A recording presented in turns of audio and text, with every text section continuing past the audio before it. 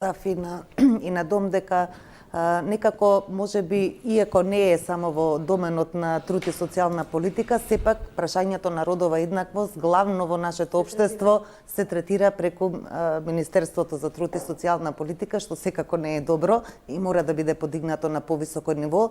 И сите овие што се, мислам дека во секоја навистина институција треба да постои посебен сектор и одговорен кој што ќе се занимава само со прашањата на родова еднаквост, истото е тоа и на локално ниво, затоа што сега се назначуваат лица кои што практично работат друга работа и ова им е дополнително како дополнителна дејност. Знаете, ако сакаат и ако можат, и затоа толку споро одат тие процеси. Мора да му дадеме поголемо значење на прашањето на родова еднаквост и да тие вработени во администрацијата можат навистина да дадат комплетен придонес во тој домен. Благодарам.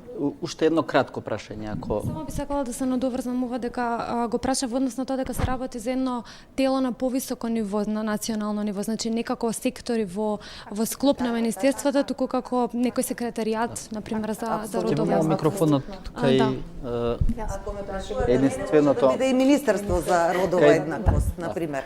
Прашање е како ќе го конципираме, но и само ако имате министерство, повторно не е доволно, дури и да е министерство. Мора во сите сфери, во сите сегменти, некој да се занимава конкретно со прашањето на родова еднаквост. Потребна ни е стратегија за млади. Мене ме радува што во овој мандат собранието го формираше првиот клуб на млади, што досега не било случај, и се донесе законот за млади. Така што е тоа една добра основа, би потенцирала во оваа прилика дека беше донесен со консензус, што нели вака и ретко имаме прилика во собрание да видиме, и тоа покажува волјата практично и на сите различни политички партии и акцентот и фокусот кој го даваме на младите луѓе. Апсолутно сметам дека мора да се најде начин и мислам дека е тоа вистинскиот начин, консенсуално со една стратегија вистинска за младите, која што ќе ги вклучи младите во креирањето и понатаму се разбира и имплементирањето.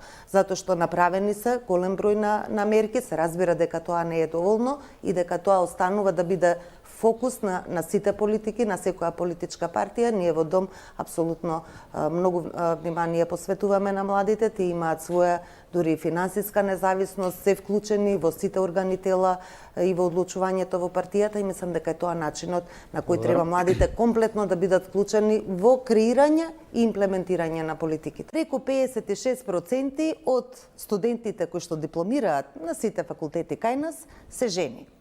И потоа тие жени не се соодветно застапени ниту на раководни функции, ниту на политички, ниту во бизнес секторот. Ние практично губиме кадри во кои и општеството инвестирало, кои што се високо квалификувани, образовани и потоа не можеме да ги искористиме соодветно во развој на општеството.